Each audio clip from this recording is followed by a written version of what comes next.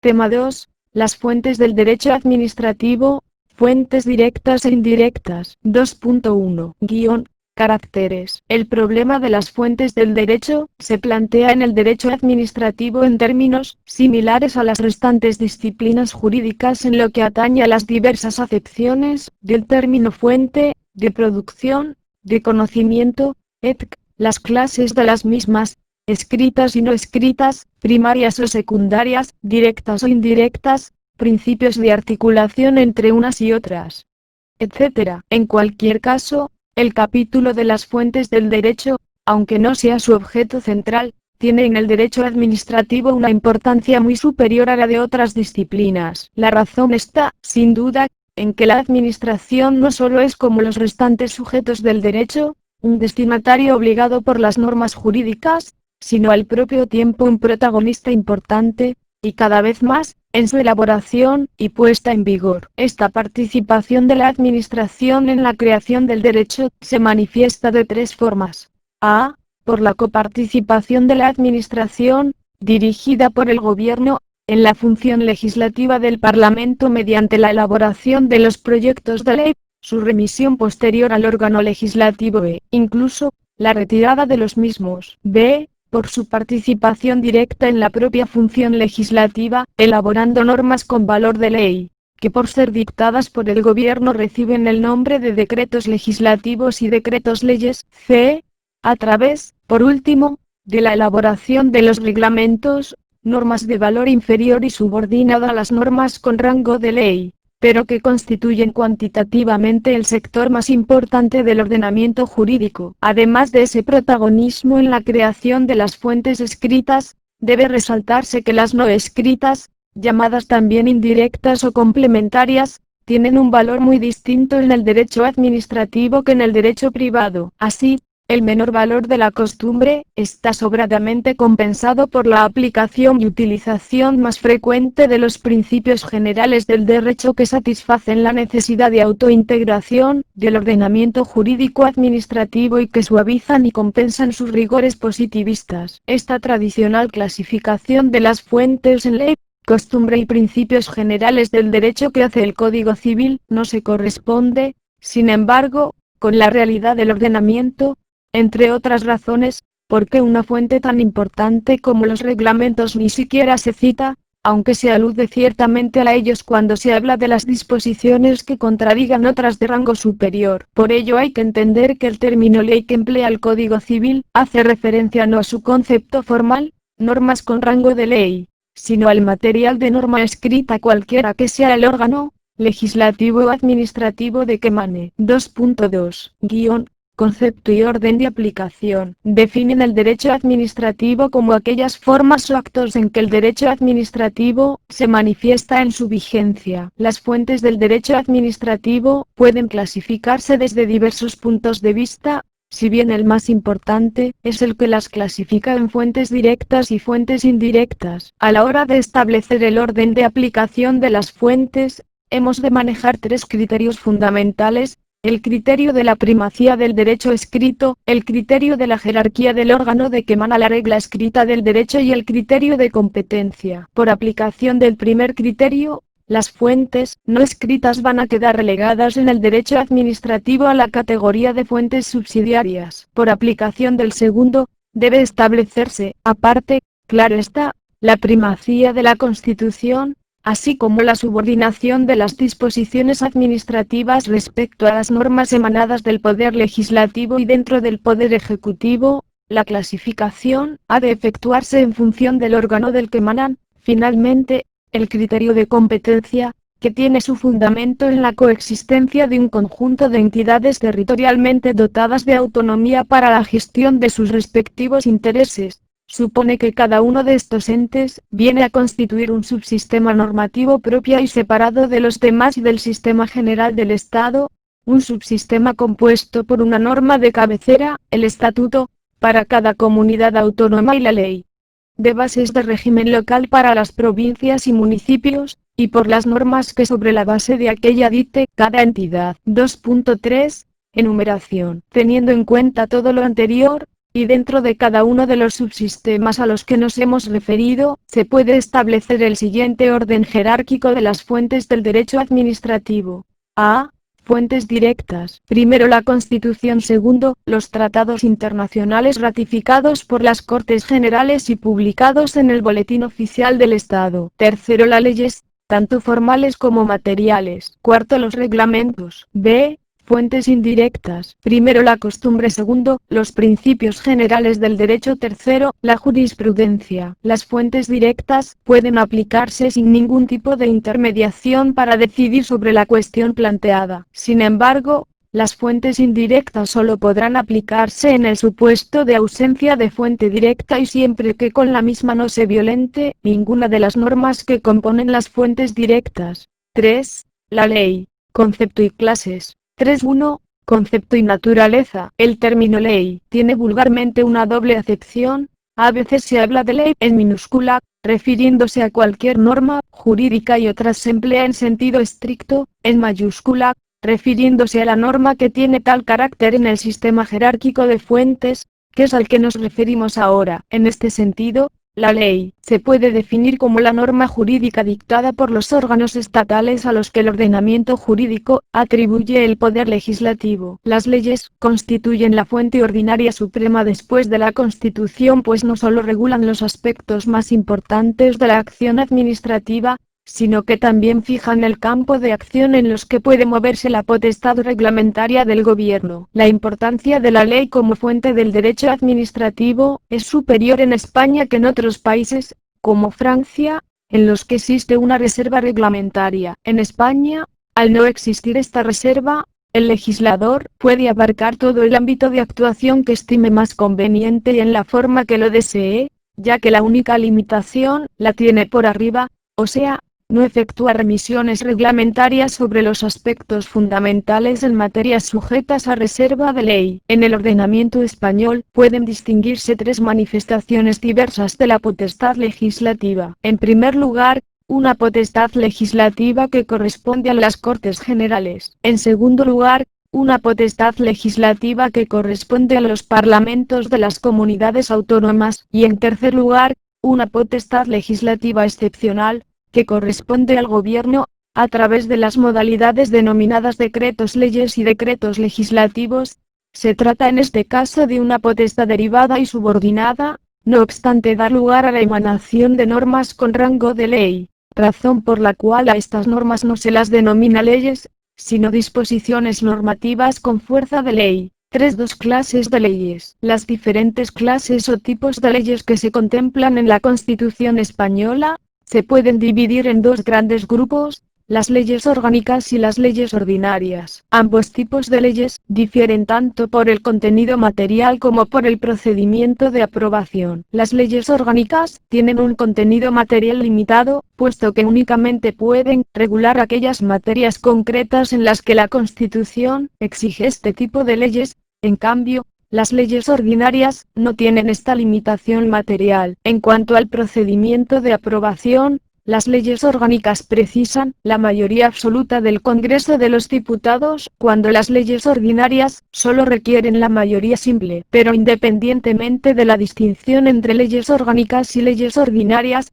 a las que nos referiremos con más detenimiento, la Constitución se refiere a diversos tipos de leyes que, bien en su elaboración o en su aplicación, presenten alguna especialidad. Entre las diferentes clases de leyes, pueden distinguirse las siguientes. A. Leyes de bases, que constituyen una delegación legislativa que las Cortes hacen al Gobierno para la formación de textos articulados en las materias y con los requisitos expresamente fijados por la Constitución. Artículo 82. B. Leyes marco, que son aquellas en que por atribución de las Cortes Generales, las comunidades autónomas reciben la facultad de dictar, en materias de competencia estatal y para sí mismas, normas legislativas en el marco de los principios, bases y directrices que fije la ley. Artículo 150.1. C.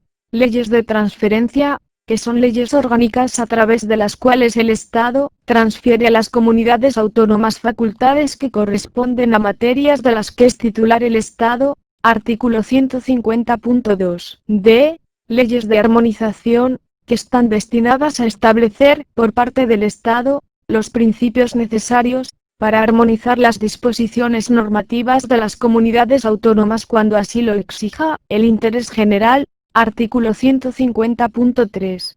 Legislación básica, que son las leyes que contienen los principios y aspectos fundamentales de la regulación de una determinada materia sobre la que tienen competencia legislativa tanto el Estado, como las comunidades autónomas, a diferencia de las leyes de bases que no son directamente aplicables. La legislación básica se aplica directamente. La materia regulada por la legislación básica puede ser desarrollada por las comunidades autónomas, pero con respeto a lo establecido en aquella.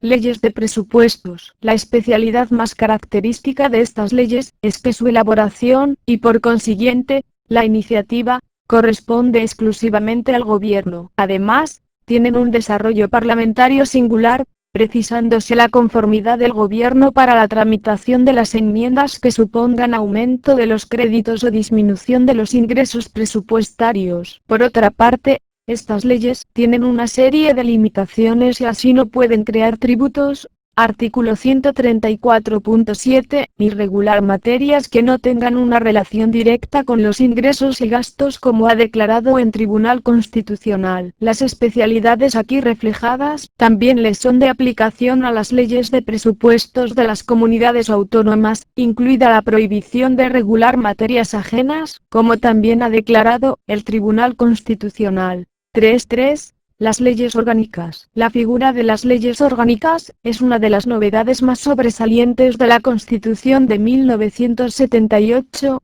y también una de las más complejas y discutibles. En una primera aproximación, pueden describirse como un tipo especial de leyes para cuya aprobación se requiere un quórum especialmente reforzado en el Congreso de los Diputados, por referirse a materias a las que la Constitución otorga una particular relevancia. Son, pues, dos notas que la caracterizan: una nota material, el ámbito a que se refieren, y una nota formal, el procedimiento de elaboración. Desde el punto de vista material, las leyes orgánicas deben referirse necesariamente a las materias expresamente previstas en el artículo 81 de la Constitución, en el que se establece que son leyes orgánicas las relativas al desarrollo de los derechos fundamentales y de las libertades públicas, las que aprueben los estatutos de autonomía y el régimen electoral general y las demás previstas en la Constitución. Este precepto diseña lo que podríamos llamar el ámbito necesario de actuación de las leyes orgánicas.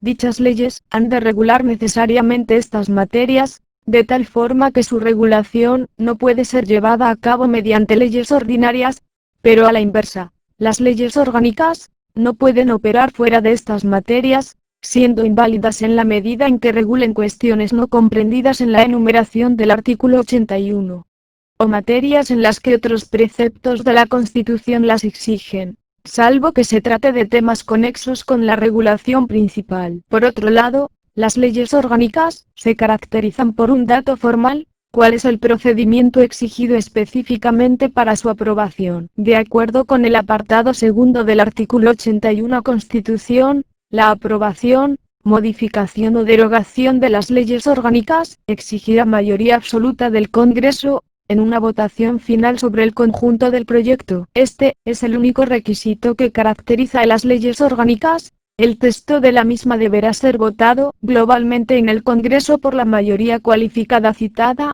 La ley orgánica no precisa ser aprobada por mayoría especial alguna en el Senado, siguiendo en esta Cámara el procedimiento normal de elaboración de las leyes. 3.4. Las leyes ordinarias. Las leyes ordinarias son el instrumento normal de realización de la función legislativa por parte de las Cortes. Pueden referirse a cualquier materia que no esté reservada por la Constitución a otro tipo de norma, y constituyen la legislación habitual de las Cortes. Constitucionalmente cabe distinguir entre leyes de pleno y leyes de comisión. A estos efectos, el artículo 75.2 de la Constitución dice que las cámaras podrán delegar en las comisiones legislativas permanentes la aprobación de proyectos o proposiciones de ley. El Pleno podrá, no obstante, recabar en cualquier momento el debate y votación de cualquier proyecto o proposición de ley que haya sido objeto de esta delegación. Debe señalarse, no obstante, que la propia Constitución,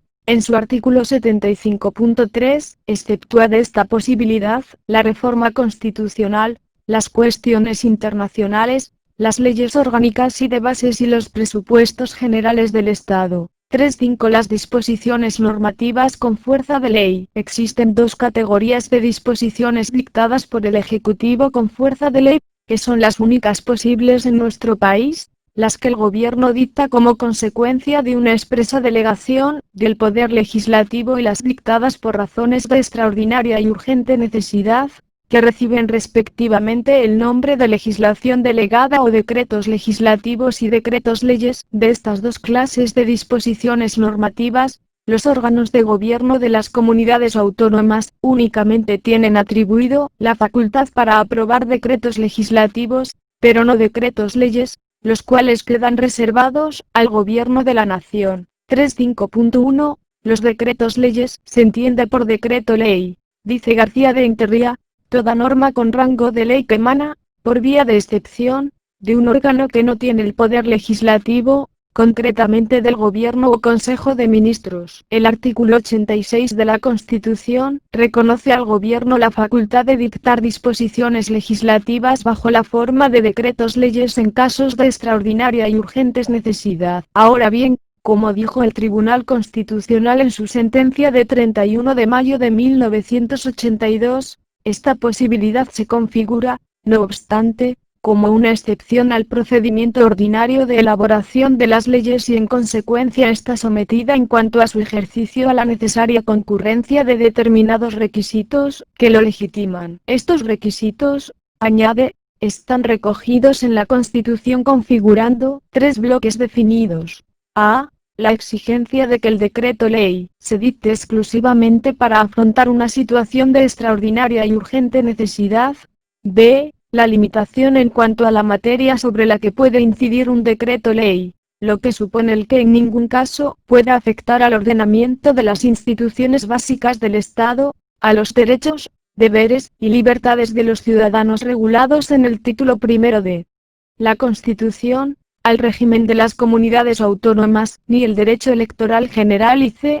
La necesidad, por último, de que los decretos leyes sean sometidos inmediatamente al Congreso de los Diputados para su debate y votación de totalidad, en el plazo de los 30 días siguientes a su promulgación, con objeto de que se resuelva por el mismo en cuanto a su convalidación o derogación. 3.5.2. Los decretos legislativos. La legislación delegada encuentra su fundamento en la autorización que el Poder Legislativo concede al Ejecutivo para regular una materia que debería ser objeto de ley formal, mediante decreto, al cual se concede el valor y eficacia de ley formal. Sus manifestaciones son el desarrollo de las leyes de bases y los textos refundidos. Las leyes de bases, previstas en el artículo 82 de la Constitución, deben delimitar con precisión el objeto y alcance de la delegación legislativa, los principios y criterios que ha de seguir el gobierno en su ejercicio, y no podrán afectar a materias para las que se exija una ley orgánica. La delegación legislativa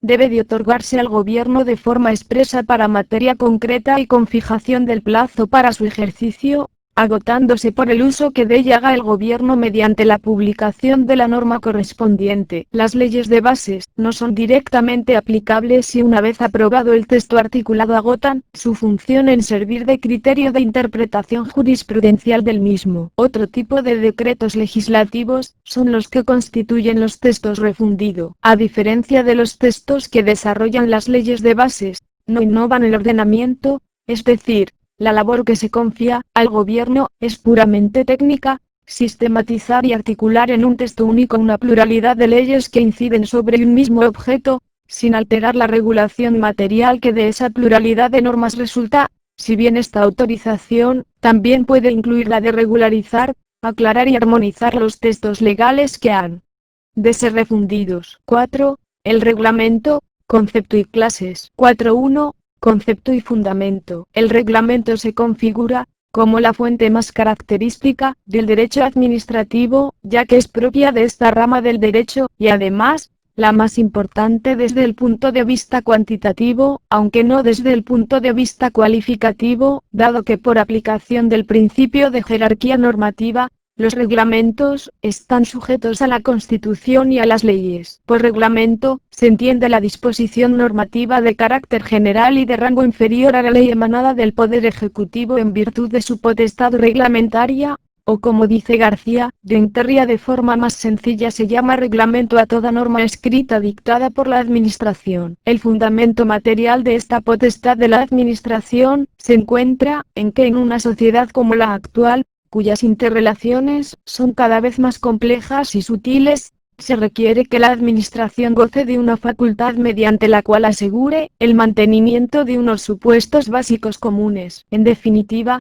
como dijo el Tribunal Supremo en su sentencia de 17 de febrero de 1998, la justificación de la potestad reglamentaria es la siguiente, que la ley, por sí misma, es insuficiente para regular la convivencia de la sociedad y la gestión de los intereses de la comunidad. Esta es la razón por la que la ley llama al reglamento que una vez dictado conforme a derecho pasa a formar parte del ordenamiento jurídico, complementando a la ley. El fundamento formal de la potestad reglamentaria se encuentra recogido en el artículo 97 de la Constitución que atribuye al Gobierno el ejercicio de la potestad reglamentaria de acuerdo con la Constitución y las leyes, o lo que es lo mismo, con sometimiento pleno a la ley y al derecho art. 103.1 c. 4.2. Clases de reglamentos. La doctrina mayoritaria clasifica los reglamentos en función de las siguientes variables. 4.2.1 Por el órgano del que emanan. Según el órgano del que emanan, los reglamentos pueden clasificarse en estatales, autonómicos, locales e institucionales. 4.2.2 Por sus efectos. En función de los efectos que de los mismos se derivan, los reglamentos pueden denominarse jurídicos o propiamente normativos, que son los que regulan las llamadas relaciones de supremacía general y organizativos o administrativos, que o bien son de carácter orgánico, o bien, si se refieren a los administrados, lo hacen en cuanto estos están incursos en las llamadas relaciones de supremacía especial. 4.2.3 Por su relación con la ley. Según la relación que los reglamentos pueden tener con la ley, estos se clasifican en reglamentos ejecutivos o secundum legem, reglamentos independientes o extra legem y los reglamentos de necesidad o contra legem. A. Reglamentos ejecutivos. El concepto de reglamento ejecutivo es, hoy, ciertamente ambiguo. En principio, todo reglamento viene a ejecutar, directa o indirectamente, alguna ley. Por ello este concepto se ha venido restringiendo para designar aquellos reglamentos que de forma directa, y sin pasos normativos intermedios, desarrollen los preceptos de una ley, ya sea este desarrollo total o parcial. Desde el punto de vista formal, el reglamento ejecutivo se diferencia de los restantes por la circunstancia de que su aprobación debe ir necesariamente precedida del dictamen del Consejo de Estado o del órgano consultivo de la comunidad autónoma, dictamen de considerable importancia en el plano jurídico, y cuya ausencia determina, según la jurisprudencia, su nulidad en los supuestos de impugnación directa. B. Reglamentos independientes. Se trata de un concepto difícil, por cuanto alude a dos hechos diversos. En sentido estricto, se entiende por reglamento independiente aquel que no viene a desarrollar de ninguna forma los preceptos de una ley. Es, por tanto, un reglamento dictado por la Administración en uso libérrimo de su potestad reglamentaria, y sin recibir para ello previa habilitación de ley formal alguna. C.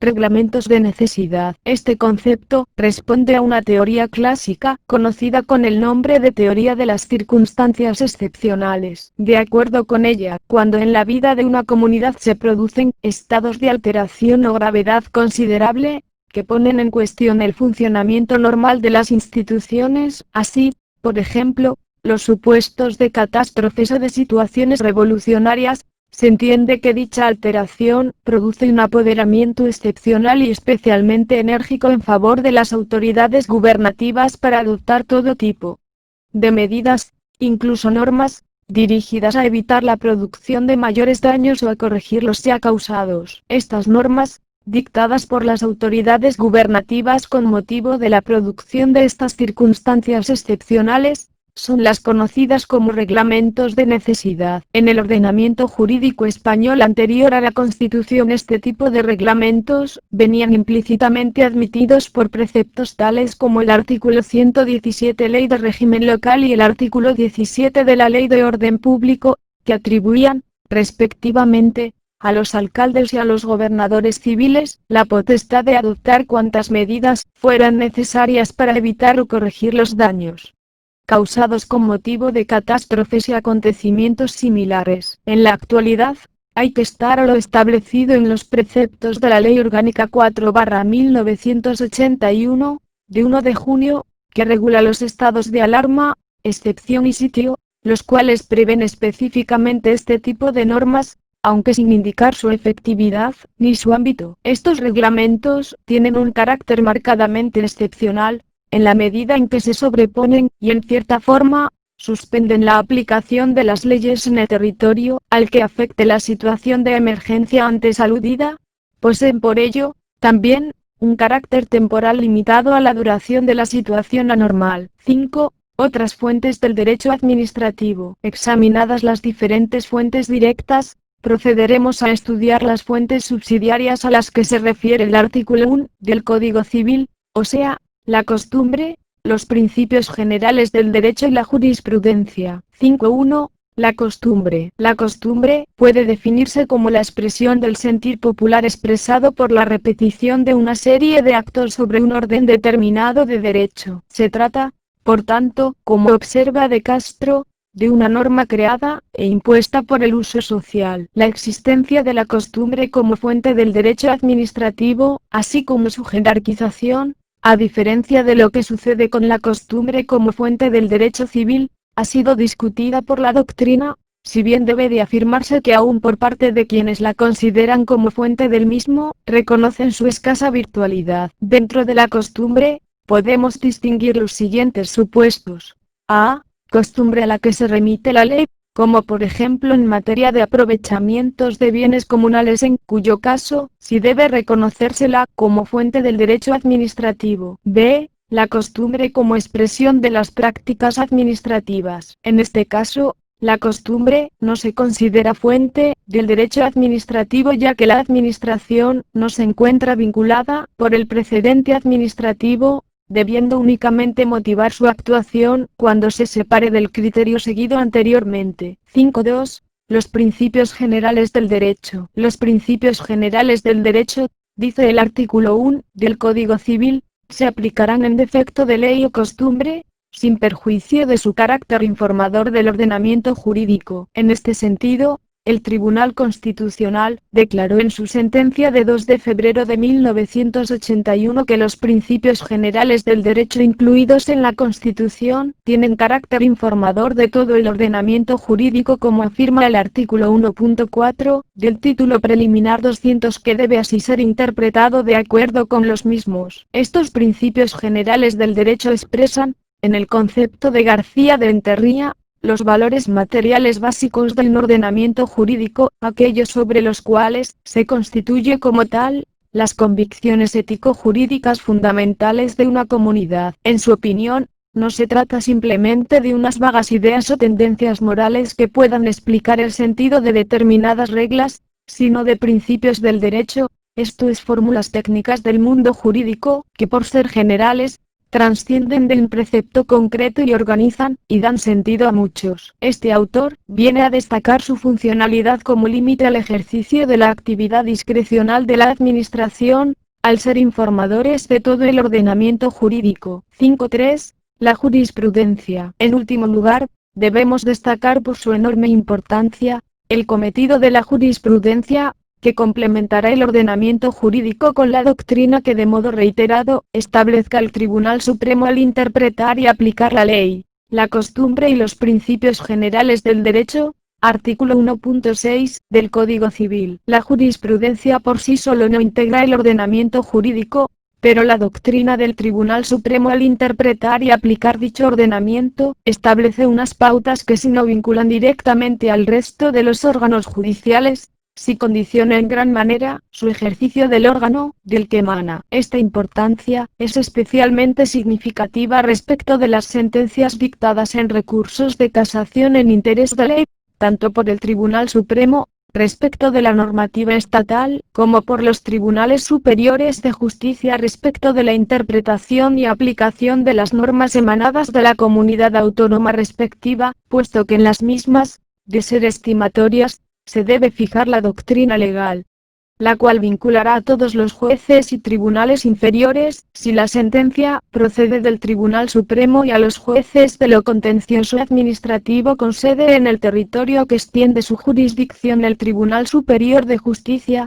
si la sentencia procede de estos tribunales, para lo cual se dispone en los artículos 100.7 y 101.4 de la Ley de la Jurisdicción Contencioso Administrativa, que estas sentencias deben publicarse en el BOE o en el BEO de la comunidad autónoma, según la referida sentencia proceda, respectivamente, del Tribunal Supremo o de un Tribunal Superior de Justicia.